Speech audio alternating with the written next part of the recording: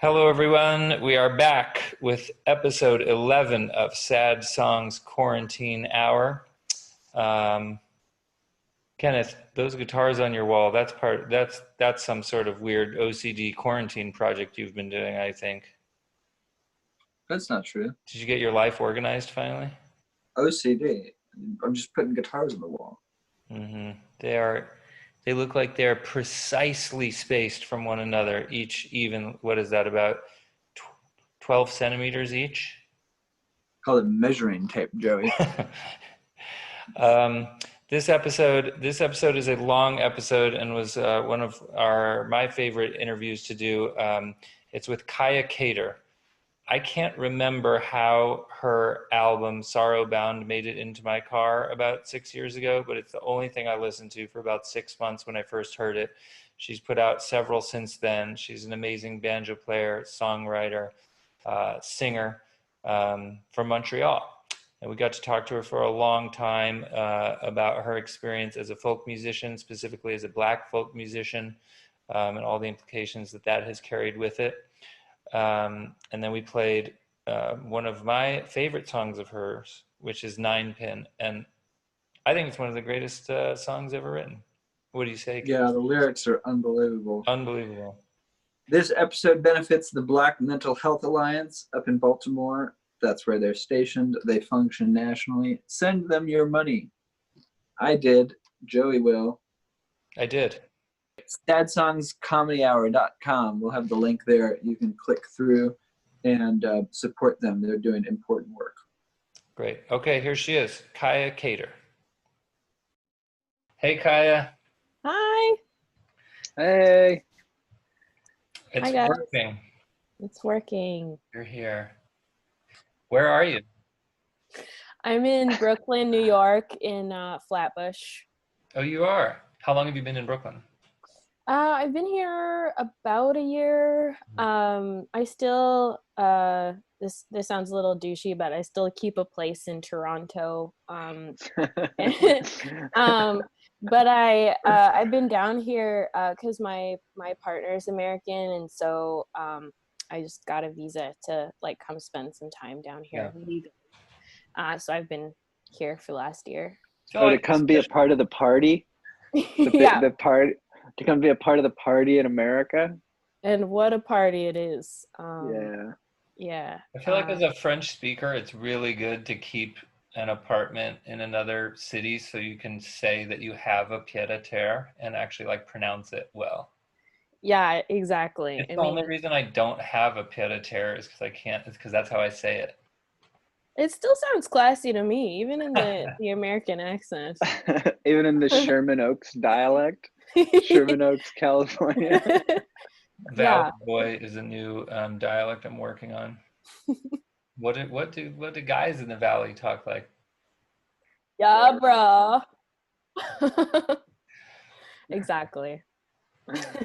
But okay, so some of the people we've talked to on this show, we already knew them kind of well, and it seemed superfluous to be like, so where did you grow up? But we've only actually, I think, ever talked to each other at one time in that elevator in Edmonton, even though I've listened to your music so much and read a bunch of stuff about you. But I thought that maybe you could give us a brief history of Kaia Cater. Yeah, you come from Quebec. I do, yeah. The Cliff's Notes. I was born in Montreal, actually outside of Montreal in a little town called Chateauguay, Quebec. And I grew up for most of my life in Montreal, but I also moved around Canada. I lived in Ottawa for a little while with my mom. We moved to Winnipeg for a little while. She took over the Winnipeg Folk Festival, actually. Oh, really? Yeah, in 2008 or 9. Did she book us when we played there in 2012? I think that would have been after she left. Mm-hmm. We moved there when I was 15, and it was the middle of winter. I remember starting school in January in Winnipeg and just feeling so angry. at my mother for like moving me to Winnipeg in the middle of winter. But yeah, I mean, it was cool because just like growing up in like around folk festivals and stuff. You must have been steeped in it. Yeah, I guess I was. They were always like really natural things that my family did. Right. And I think I attended them, and I went to the Edmonton Folk Festival actually when I was around 15 or 16, just as a volunteer. But I think looking back, like I wanted them to be familiar and comforting environments to me, but I think in a lot of ways they weren't. And so it's this weird thing where I just really badly wanted to feel like I belonged at folk festivals, but they were so white. And so, yeah, I think they are. I guess they don't exist anymore for now, but no, they exist, and they're white. They're very white. They're very white. Exceedingly white. Yeah, and so I think that there's always like the feeling of like the raisin in the oatmeal kind of thing. One of these things is not like the other. But you know, I think I'm going to play them as long as they keep existing. I'm going to play them for a long time. So. Yeah, and you were like a teenager and coming up, and you were playing the banjo at the time, and you could. That was a real salient feature of that life for you, going to those festivals and just feeling like, you know, in some fundamental way, it was like not for you. I mean, I think I knew that I loved music of all kinds, and you know, and I loved being at folk festivals. I mean, being at folk festivals was the first time, even though there weren't a lot of Black people in the audience, it was the first time I saw Odetta. It was the first time I saw the Carolina Chocolate Drops.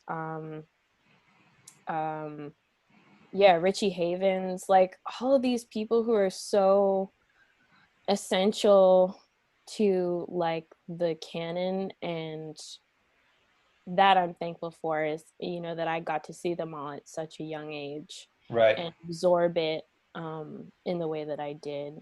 It's such an interesting dynamic, because it is like, I feel like we all know as musicians, kind of like the more the more rich the voices are going into any kind of event, the better the event is going to be.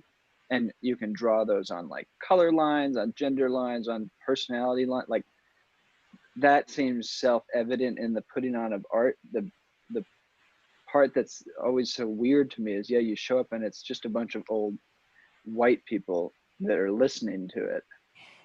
Now, Kenneth, they're not all old. Well, they're not. Right.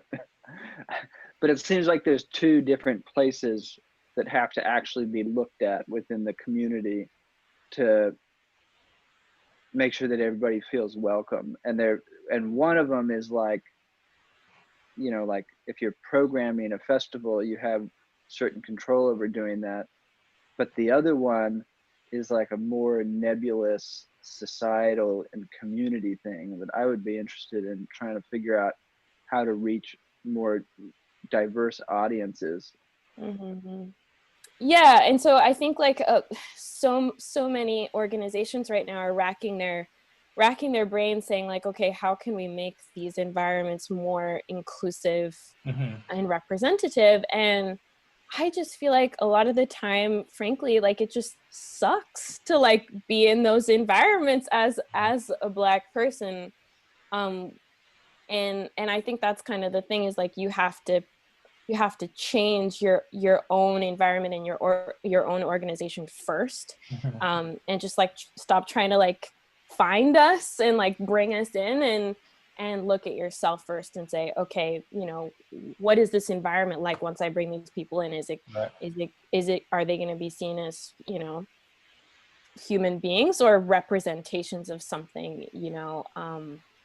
So yeah, and it's, I mean, everything that's happening right now, and people, you know, starting to get more comfortable with like the idea of being anti-racist, the practice of being anti-racist, the idea of defunding the police, which has been around for a long time. I think it's good because I feel like a lot of us musicians, Black musicians, can start saying things more frankly to people, and we don't have to start like all the way from here, where we have to kind of like say, okay, well, there's this thing called racism, and even if you're a liberal folky, like that can exist for you, you know. Well, I mean, like I opened for Rhiannon in Europe in 2017. It was a really fun tour. But a few times, like at the CD table, people would come up to me and say like, "Oh, are you her daughter?" And I would be like, "We don't have the same last name. We don't look alike. Like nothing about us is alike except the fact that we play the same instrument. And even then, like we don't play it in the same way." And hilariously enough, or depressingly enough, I know a few other Black artists who have opened up for her, who get the same question, like, are you her nephew? Are you related? And so that's discouraging to me sometimes when you're already a minority playing this instrument that you're trying to reclaim, you're trying to educate your audience. And then there's kind of like this, like, oh, you must all be related, Right. kind of thing, which makes you feel just like unseen, you know, unheard, and you know, just kind of isolated. Yeah, I feel like at the merge table, if somebody asks if you're Rhiannon Giddens' daughter, they have to like be sent to the corner and sit for 10 minutes and reflect on their stupidity. You know, just like, yeah. because you know, you can't turn them away. You can't stand up at the beginning of the show and say everybody who's racist leave, because then they won't stand up and leave because everybody will know they're racist. But anytime they do some dumb shit, they need to be slapped on the head. Yeah, well, exactly. maybe now if you said that, then everyone would get up and leave, because now we all realize that actually we've all been racist. Right. To a degree or another, which I think is the point. Yeah. But our fan base is overwhelmingly white. Mm-hmm. So, Yeah. you know, on the one hand, it's like I feel like, you know, we don't feel like we've done anything one way or the other to create or dispel that, and I'm sure that's, you know, it seems like part of the whatever sort of awakening is happening is realizing that like maybe that's the point. Also, they Yeah. always think that me and Joey are brothers, but for completely different reasons.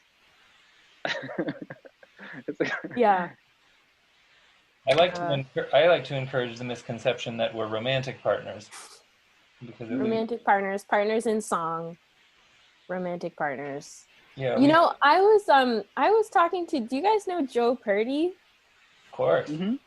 So he was, Joe Purdy took us on our first ever tour as the Milk Carton Kids for 55 cities. It was how we started. yeah, so he was telling me that, like, we taught at a camp a while ago, and he was like, yeah, like I brought them on their first 55 city tour. Yeah. So he says that he says that you fought a lot.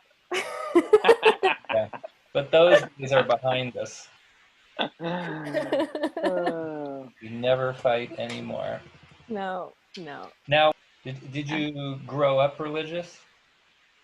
No, not at all. I remember I was like asking my mom in like 2002 what religion we were, and she like blinked and said Protestant. Right. And then I never asked her again. Like we never talked about it again. Right.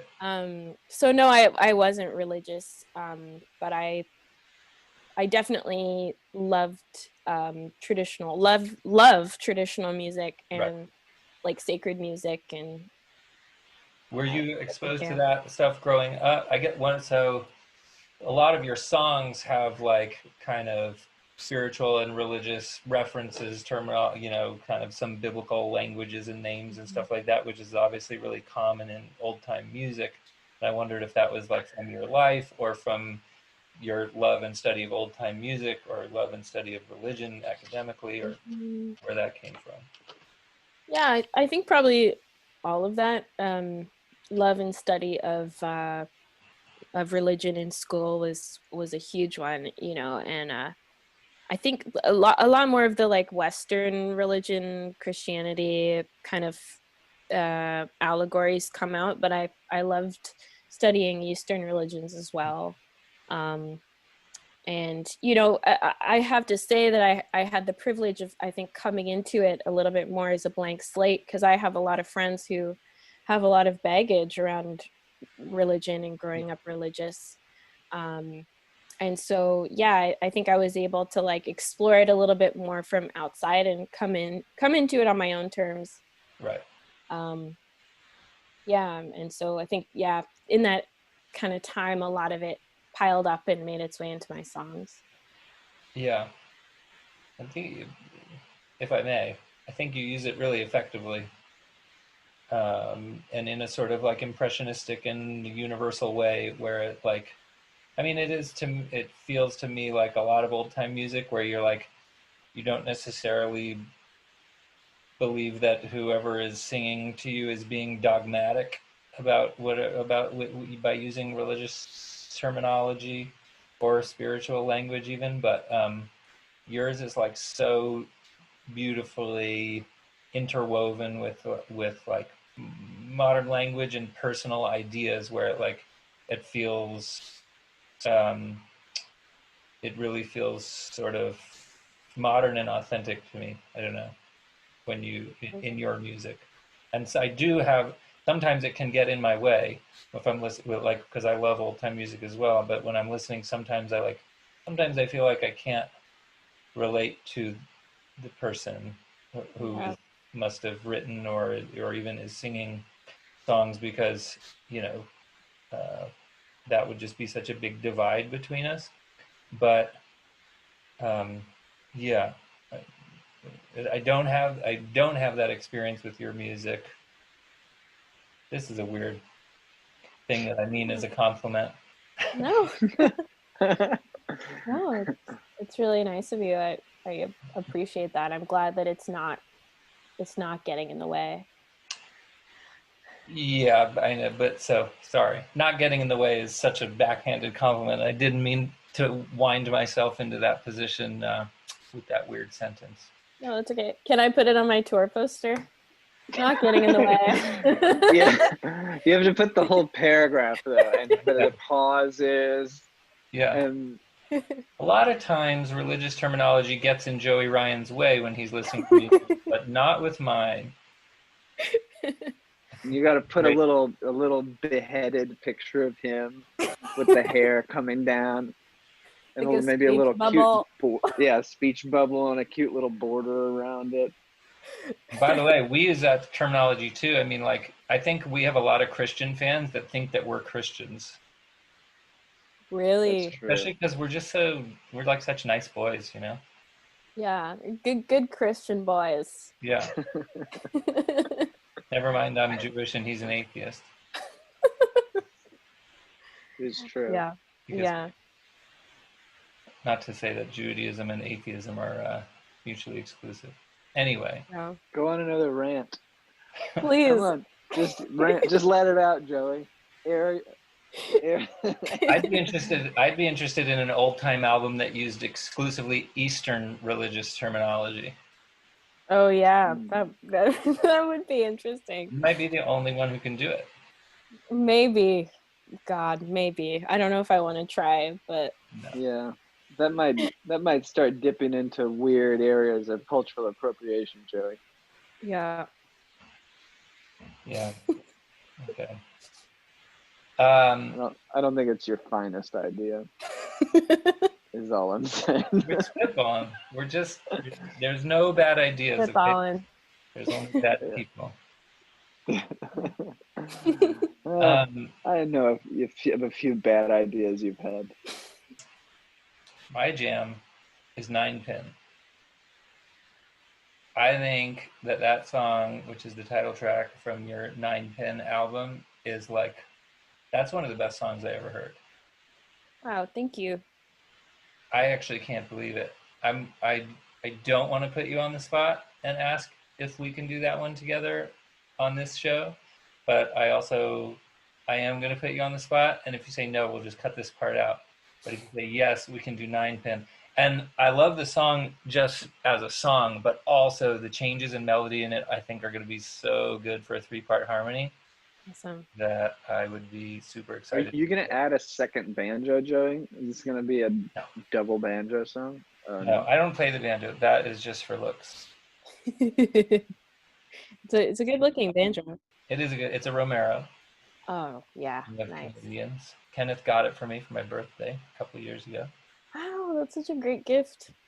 Mhm. But you have a lot of songs that, are very, I think, explicit about sort of racial issues. And I wonder if you feel like that has gotten through to people, or if maybe now it is more, or maybe just an open-ended way of saying like, what is changing in this past week and a half? Yeah, well, thanks for opening that conversation up. I wrote a song called Rising Down. Yeah. It's a song that I wrote after Tamir Rice was killed, and he was a a young boy. He was 12 years old in Cleveland, and he was playing with a toy gun, and two police officers, rolled up on him and shot him dead. And this is a baby. This is a baby, and it's been happening for years. And so I wrote this song just to kind of express what was happening to Black men and Black boys, Black women, Black trans people, queer people, at the hands of the police. And it felt so urgent. And I really wanted to evoke this kind of like visceral fear, like your gun is always at my temple, your gun. And it's this kind of feeling where you can't even begin to start to self-actualize. You're not allowed.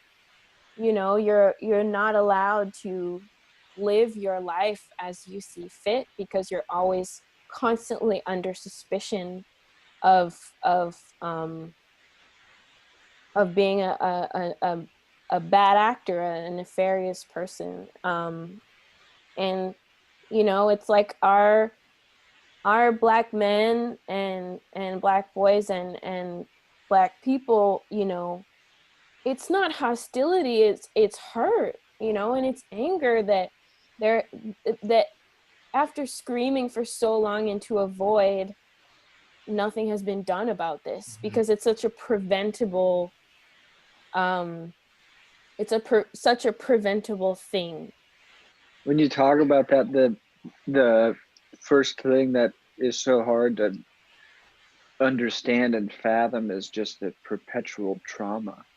It's like that it's constantly happening, but how can you be a person when something that's bad is constantly happening? How can you reckon with what happened, what is happening, what will happen? It's like domestic abuse.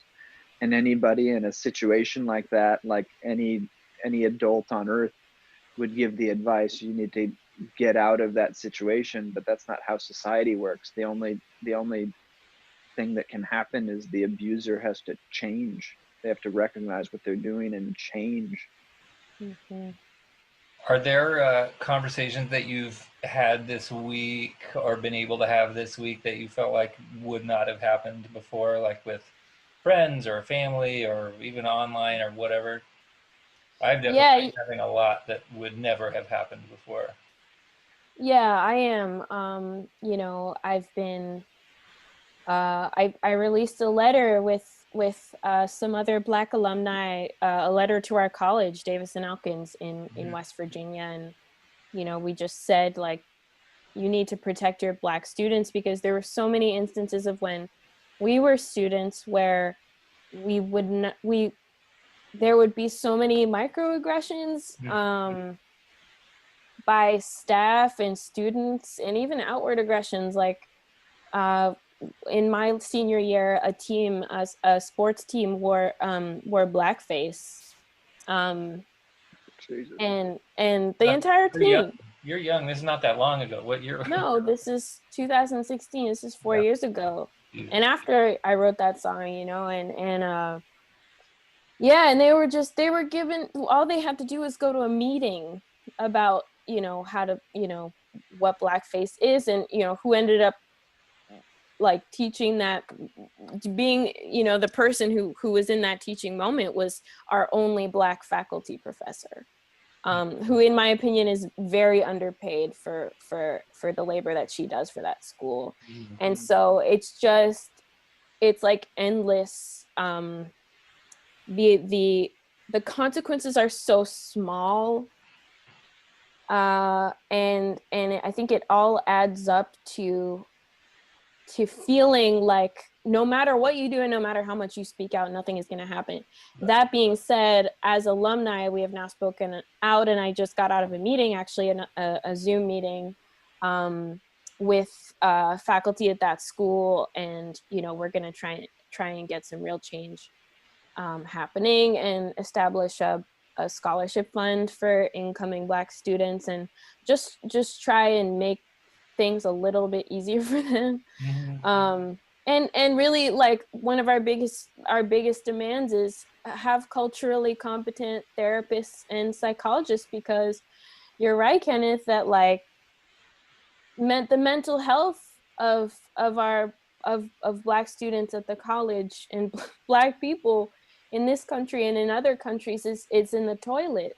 Mm-hmm. Because how can you go through life constantly, your blood pressure constantly being elevated, and constantly feeling like, you're asked to be the spokesperson of your race, or, you're asked if you're the daughter of, the one other, black artist, and I think all that builds up. And, I myself have dealt with a lot of anxiety that's been related to that, of like, how do I go out and face white audiences and not assume a hostile environment when I talk about rising down, when I talk about police brutality. Yeah, and you're right. The consequences are life and death, not just being in the crosshairs of the system and of the police. That obviously is life and death, and has been very seriously life and death. But beyond that, you're right, the constant experience, that stress shortens life, promotes disease, promotes bad habits, promotes pushes people into bad decisions. It's not a livable situation. It's not, as an experience. It doesn't have the capacity to carry dignity. Mm-hmm. And it's a shame. I've been raising money for the Black Mental Health Alliance. I can send you guys a link. They're based out of Baltimore, but they are national, and it's Black run, Black led, and they are doing a lot of work with communities, just trying to provide. They have a national database for Black psychotherapists and psychiatrists.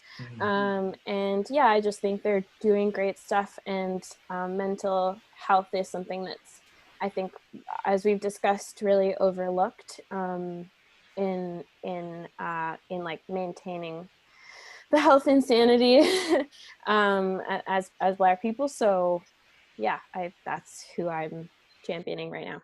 Great. Let's all send them some money. Yeah. Well, okay, so we're gonna do 9-pin. That's okay with you. And also, Joe's not gonna play the banjo. Maybe you can just tap on it a little bit. Just tap on the top. It's kind of like a drum. Like some little like rain pitter patters. Yeah. You can make a really interesting face while you do it too, Joey. Like you're like really feeling it. Like that guy who does the guitar faces video. Sure. I don't know that. This is kind of an old like meme of a guy on YouTube who like makes a bunch of different like guitar faces, and He like teaches Nobody you how knows to your look old like, guitar face meme reference. teaches you how to look like you're really doing something You're- awesome when you play a guitar solo. You're referencing like a viral YouTube video from years ago. I thought it was Guitar ubiquitous. stank face. I No. thought it was ubiquitous enough that I wasn't gonna have to like explain it, and we just move past it quickly. I didn't think. Yeah, nothing worse than explaining a meme. You know, it's like I've been in your position before too. Thank you. Joey's in this position daily, I'm always explaining explaining. an irrelevant meme to uninterested people. What I was gonna say was, Joey. We're gonna play 9-pin right now. if you're wondering, Kaia, this For is the our people. this is our songwriting process. It's a privilege to be in on it.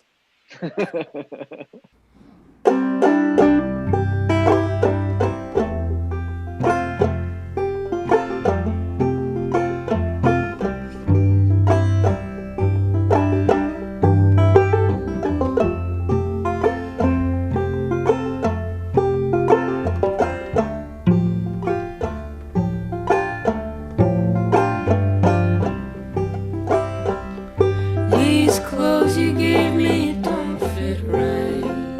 The belt is loose, the noose is tight.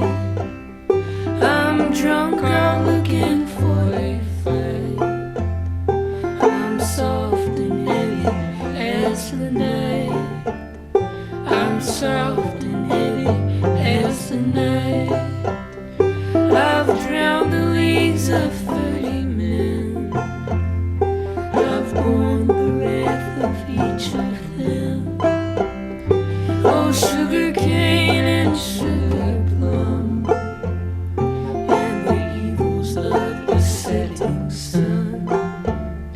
The evils of the setting sun.